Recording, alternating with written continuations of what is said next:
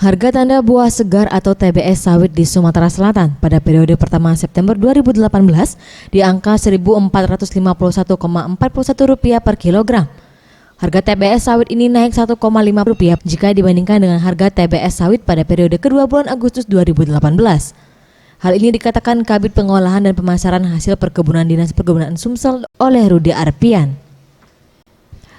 Hal yang sama juga terjadi pada harga CPO dan harga inti pada periode kedua bulan September 2018, di mana harga CPO sawit berada di angka Rp6.592,11 per kilogram, dan untuk harga inti di angka Rp5.505,98 per kilogram.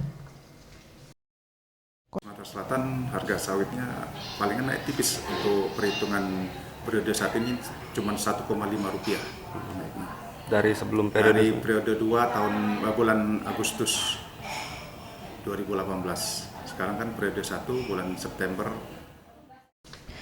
Ia menambahkan kenaikan harga kelapa sawit tidak serta-merta dikarenakan naiknya nilai tukar dolar Amerika terhadap rupiah, namun lebih karena siklus perdagangan.